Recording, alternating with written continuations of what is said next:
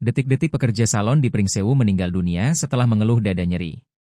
Kematian Ardian, 44, turut mengejutkan rekan sepekerjaannya karena tidak menyangka temannya akan berpulang lebih cepat. Minggu, 14 Juni 2026, di Pekonrejo Sari, Kecamatan Pringsewu, Kabupaten Pringsewu, Lampung. Muhabit alias Puput, rekan almarhum, pagi itu membangunkan Ardian karena hendak mengajaknya sarapan. Namun ajakan Muhabit tidak mendapat respons dari Ardian yang terbaring di lantai beralas karpet.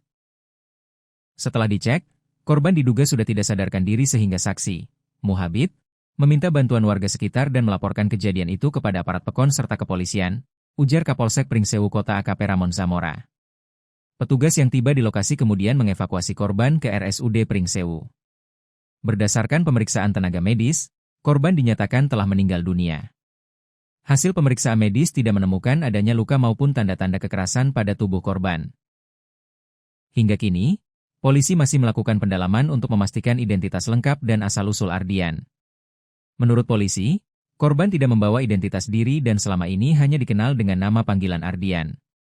Dalam sekitar 1 bulan terakhir, korban diketahui tinggal menumpang di rumah Kasiran, warga Kecamatan Ambarawa, yang juga merupakan pemilik salon tempat korban bekerja. Saat ini, jenazah korban masih berada di RSUD Pringsewu. Kepolisian mengimbau masyarakat yang mengenali identitas atau mengetahui keluarga korban agar segera menghubungi Polsek Pringsewu Kota atau pihak rumah sakit guna membantu proses penelusuran dan penanganan lebih lanjut. Dari hasil penyelidikan sementara polisi, pada malam sebelum kejadian korban diketahui sempat berkumpul bersama sejumlah rekannya di rumah kontrakan tersebut dan berkaraoke pada Sabtu, 13 Juni 2026, hingga sekitar pukul 23 waktu Indonesia Barat.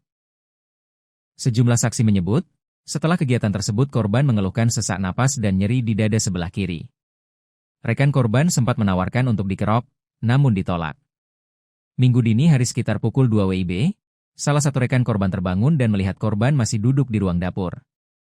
Saat ditanya mengapa belum tidur, korban mengaku dadanya sesak dan tidak bisa tidur. Korban yang sehari-hari bekerja di sebuah salon kecantikan itu ditemukan dalam posisi terbaring di lantai beralas karpet sekitar pukul 8 waktu Indonesia Barat. Sekitar pukul 7 WIB korban masih bisa diajak berkomunikasi dan sempat minum teh, tetapi masih mengeluhkan sakit di dada. Korban kemudian memilih berbaring untuk beristirahat, ujar Kapolsek Pringsewu Kota AKP Ramon Zamora.